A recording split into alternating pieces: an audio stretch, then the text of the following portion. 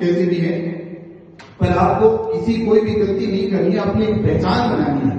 हर आदमी पहचान के लिए जन्म लेता है। मौत में जन्म लिया है, अपनी जिंदगी गुजारी है, चले गए। पढ़ना ही सब कुछ नहीं है। आप पढ़ लिए कामयाब हो जाओगे। क्या आपने ये नहीं देखा आईएएस और आरएएस की पोस्ट को बहुत बड़ी मानते हैं कि वो आईएएस बन गया, आईपीएस बन गया, उस पोस्ट पे चला गया। लेकिन क्या आईएएस और आईपीएस आत्महत्या नहीं करते? और आत्महत्या कौन करता है? जिसके सारे दरवाजे बंद हो जाते हैं। इसका मतलब वो अपनी जिंदगी से खुश नहीं है। तो सिर्फ आप पढ़ करके यदि बहुत ऊंचा बनना चाहते हैं, सिर्फ पढ़ाई के तौर पर कि हम बहुत ऊंचे बन जाएंगे, ये जरूरी नहीं है। आपका बेसिक बहुत जरूरी है। बेसिक के अंदर सर्वांगीण विकास होना जरूरी है। सारी चीजों का विकास होना चाहिए। आप रिस्पेक्ट कर रहे हैं सर की, नहीं कर रहे? आप रिस्पेक्ट कर रहे हैं कि नहीं आपके गुरुजनों की, आपके बुजुर्गों की, आपके माता पिता की, आपके रिश्तेदारों की? आप जहां खड़े हैं हर चीज हर एंगल से देखा जाए। अभी आपकी एज 20-22 के आसपास है, किसी की 17 है, किसी की 18-20 के आसपास है। पहले तो टीनेजर होते हैं ना, टीन शुरू होती है और 12 के बाद 13 से शुरू हो जाती है। 13, 14, 15, 16, 17, 18, 19 ये जो एज है ना, टीन एज, इसमें कुछ भी नहीं समझ में आता। उनको पता ही नहीं चलता कि हम किधर चल रहे हैं। इसमें बहुत समझना पड़ता है। समझना ये है कि जो भी आपके माँ बाप, गुरुजन, आपके जो भी बुजुर्ग हैं, जो भी आपको जितनी भी कोई गाइडलाइन करे, उनकी बात आप सुनिए। बच्चा 13 से 19 साल में सुनता ही नहीं उनकी बात, उसमें सुनता ही नहीं है वो। उनको ऐसे लगता है वो सुनता सबसे ज्यादा है अपने नजदीक जो दोस्त होता है उनकी तो सुनो, कोई बात नहीं, अच्छी बात है। लेकिन सबसे पहले जो प्राथमिकता, सुबह जो सबसे पहले इसने बताया था कि माँ बाप, आप कहां पर भी पहुंचे हैं, सबसे पहली प्राथमिकता माँ बाप को दीजिए। आप उनकी बात सुनिए। विशेषकर लड़कियां, इस चीज का ध्यान रखिए। लड़कियों को पढ़ाना बहुत मुश्किल है, बहुत मुश्किल है लड़कियों को पढ़ाना।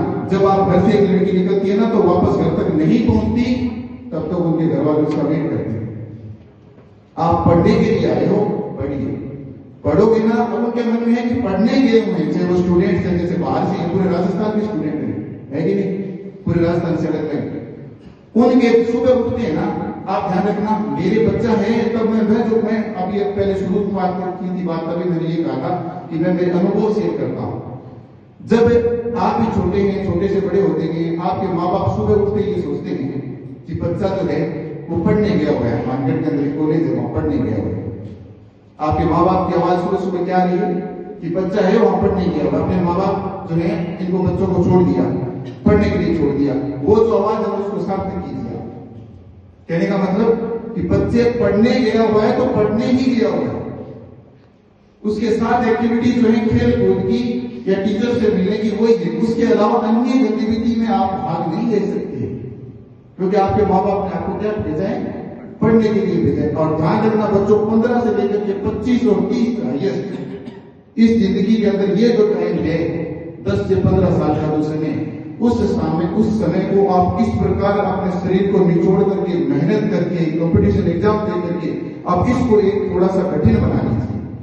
उसके बाद आपके 25 साल से लेकर के आप 70 साल जिए, 80 साल जिए, 100 साल जिए, उसके लिए आपकी जिंदगी खुशहाल हो जाएगी। यदि आपने ये 10-12 साल है ये यदि खुशी से बिताए हैं, खुशी से का मतलब मौज शौक लो, आनंद लो, कोई बात नहीं, घूम रहे हैं, पेपर है तो क्या करते नहीं, कोई इधर से पूछ रहे, कोई इधर से पूछ रहे, पेपर हो जाएगा, फिर क्या पास क्या हो रहे, पास हो जाएंगे तो 2 पॉइंट कम मिल जाएंगे। 10 साल यदि जिंदगी के अच्छे गुजार लिए तो आगे आने वाले 50 साल आपकी जिंदगी के अच्छे आपके